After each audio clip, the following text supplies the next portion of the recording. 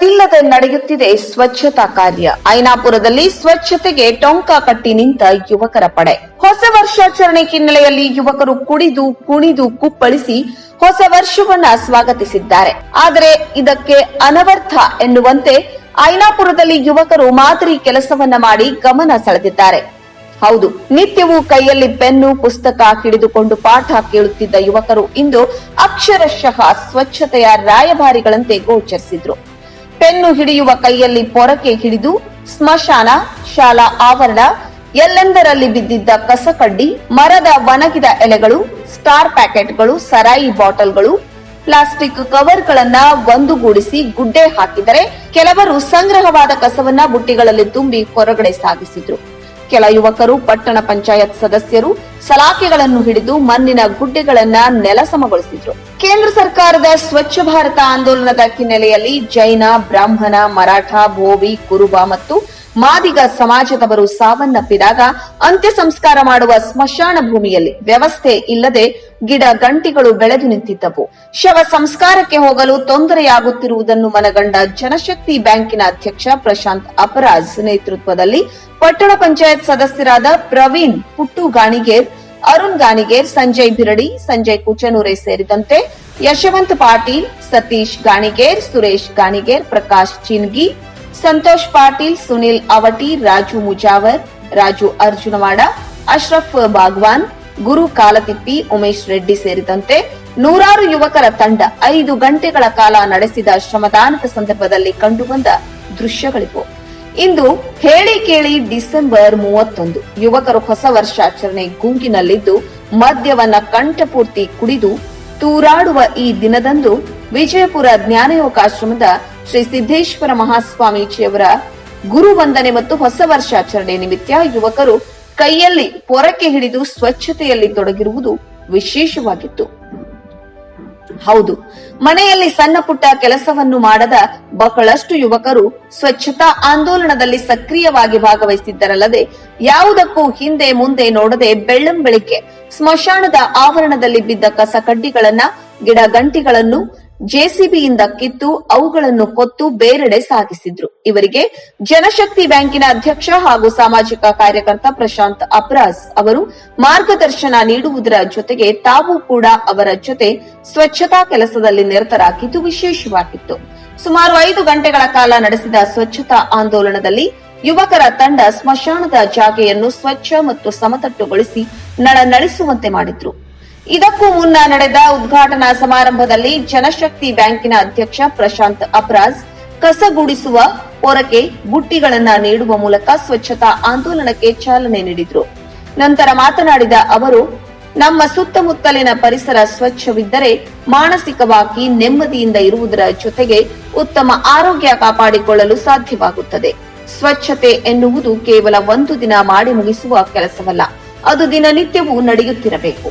ಕೇಂದ್ರ ಸರ್ಕಾರದ ಸ್ವಚ್ಛತಾ ಆಂದೋಲನ ಮಾಡಲು ಕೇಳಿದೆ ಎಂದ ಅವರು, ಸಾಂಕೇತಿಕವಾಗಿ ಮಾಡದೆ ಪ್ರತಿದಿನದ ಚಟುವಟಿಕೆಯಲ್ಲಿ ಸ್ವಚ್ಛತೆಗೂ ಸ್ವಲ್ಪ ಸಮಯ ತೆಗೆದಿಟ್ಟಾಗ ಮಾತ್ರ ಈ ಆಂದೋಲನಕ್ಕೆ ನಿಜವಾದ ಒಂದು ಅರ್ಥ ಬರುತ್ತದೆ ಎಂದರು.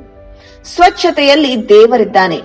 ಸಿದ್ದೇಶ್ವರ ಶ್ರೀಗಳ ಪ್ರೇರಣೆ ನಡೆದಾಡುವ ದೇವರೆಂದೇ ಪ್ರಸಿದ್ಧಿಯಾಗಿರುವ ವಿಜಯಪುರದ ಜ್ಞಾನಯೋಗಾಶ್ರಮದ ಪರಮ ಪೂಜ್ಯ ಶ್ರೀ ಸಿದ್ದೇಶ್ವರ ಶ್ರೀಗಳು ತಮ್ಮ ಪ್ರತಿಯೊಂದು ಪ್ರವಚನದಲ್ಲಿ ಎಲ್ಲಿ ಸ್ವಚ್ಛತೆ ಇರುತ್ತದೆಯೋ ಅಲ್ಲಿ ದೇವರು ವಾಸವಾಗಿರುತ್ತಾನೆ ಎಂದು ಹೇಳುತ್ತಿದ್ದರು.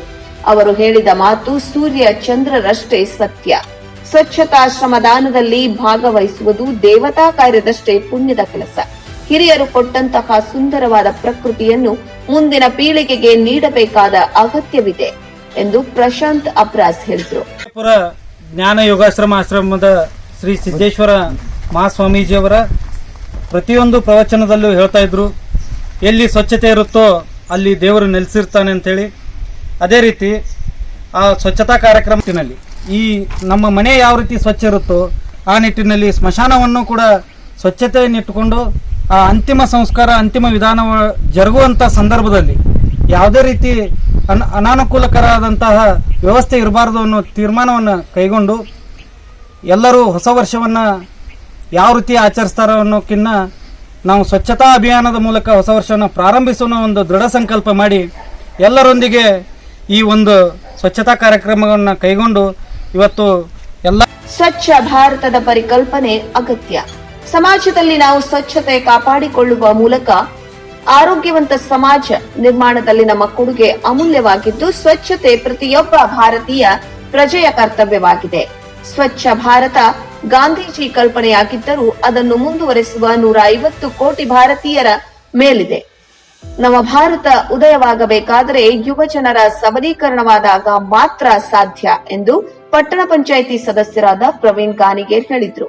ಸುತ್ತಮುತ್ತಲಿನ ಪರಿಸರವನ್ನ ಸ್ವಚ್ಛಗೊಳಿಸಿ ನಮ್ಮನ್ನು ನಾವು ಶುಭ್ರಗೊಳಿಸಿಕೊಂಡರೆ ಸಾಲದು, ಸುತ್ತಮುತ್ತಲಿನ ಕೊಳೆಯನ್ನು ತೊಳೆಯಬೇಕು, ನಾವು ಶುಭ್ರವಾಗಿ ಕಾಣಿಸಬೇಕು ಎಂಬ ಹಿತದೃಷ್ಟಿಯಿಂದ ನಮ್ಮನ್ನು ನಾವು ಸ್ವಚ್ಛಗೊಳಿಸಿಕೊಳ್ಳುತ್ತೇವೆ. ನಮ್ಮಷ್ಟೇ ನಮ್ಮ ಸುತ್ತಮುತ್ತಲಿನ ಪರಿಸರವು ಮುಖ್ಯವಾಗಿದೆ.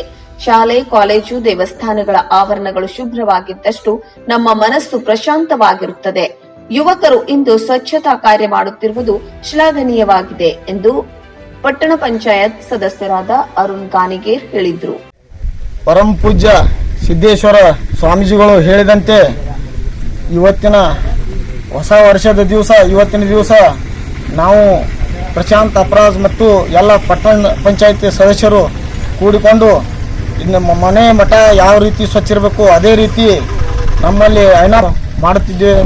ಮತ್ತು ಈ ಕಾರ್ಯದಿಂದ ಎಲ್ಲ ಇಲ್ಲಿ ಸ್ಮಶಾನಕ್ಕೆ ಬಂದಂತ ಜನರಿಗೆ ಇವತ್ತಿನ ದಿವಸ ಸ್ವಚ್ಛತೆ ನಮ್ಮ ಆದ್ಯ ಕರ್ತವ್ಯವಾಗಲಿ. ಸ್ವಚ್ಛತೆ ನಮ್ಮ ಆದ್ಯ ಕರ್ತವ್ಯವಾಗಬೇಕು. ಪರಿಸರ ಸ್ವಚ್ಛತೆಯಿಂದ ಡೆಂಗ್ಯೂ, ಮಲೇರಿಯಾದಂತಹ ರೋಗಗಳನ್ನು ನಿಯಂತ್ರಿಸಲು ಸಾಧ್ಯವಿದೆ. ರೋಗ ಮುಕ್ತ ಸಮಾಜ ನಿರ್ಮಾಣದಲ್ಲಿ ಪ್ರತಿಯೊಬ್ಬರು ಕೈಜೋಡಿಸುವಂತಾಗಲಿ. ಸರ್ಕಾರವೇ ಎಲ್ಲವನ್ನೂ ಮಾಡಲಿ ಎಂದು ಕಾಯದೆ ಸರ್ಕಾರಕ್ಕೆ ಮತ್ತು ಅಧಿಕಾರಿಗಳಿಗೆ ನಮ್ಮ ಕಾರ್ಯ ಸ್ಫೂರ್ತಿಯಾಗುವಂತೆ ನಾವು ಕರ್ತವ್ಯವನ್ನ ನಿರ್ವಹಿಸಲು ಪ್ರಯತ್ನಿಸೋಣ ಎಂದು ಪಟ್ಟಣ ಪಂಚಾಯತ್ ಸದಸ್ಯರಾದ ಸಂಜಯ್ ಬಿರಡಿ ಹೇಳಿದರು. ಅಲ್ಲಿ ದೇವರು ನೆಲೆಸಿರುತ್ತಾನೆ ಎನ್ನುವ ಮಾತಿನಂತೆ ಇವತ್ತಿನ ದಿವಸ ಪರವಾಗಿ ನಮ್ಮ ಪ್ರಶಾಂತ್ ಅಪರಾಜ್ ಹಾಗೂ ನಮ್ಮ ಪಟ್ಟಣ ಪಂಚಾಯತಿ ಸದಸ್ಯರಿಗೆ ಧನ್ಯವಾದಗಳನ್ನು ತಿಳಿಸ್ತಾ ಇದ್ದೀನಿ. ಸಿದ್ದಯ್ಯ ಹಿರೇಮಠ್, ಸತ್ಯಂ ನ್ಯೂಸ್, ಕಾಗವಾಡ. ವೀಕ್ಷಕರೇ, ನಮ್ಮ ಸತ್ಯಂ ವಾಹಿನಿಯ ಪ್ರತಿದಿನದ ಅಪ್ಡೇಟ್ ಮಾಹಿತಿಯನ್ನ ತಿಳಿದುಕೊಳ್ಳಲು ಸತ್ಯಂ ಟಿವಿ ಕನ್ನಡ ಯೂಟ್ಯೂಬ್ಗೆ ಸಬ್ಸ್ಕ್ರೈಬ್ ಹಾಕಿ ಹಾಗೂ ಬೆಲ್ ಐಕಾನ್ ಅನ್ನು ಕ್ಲಿಕ್ ಮಾಡಿ.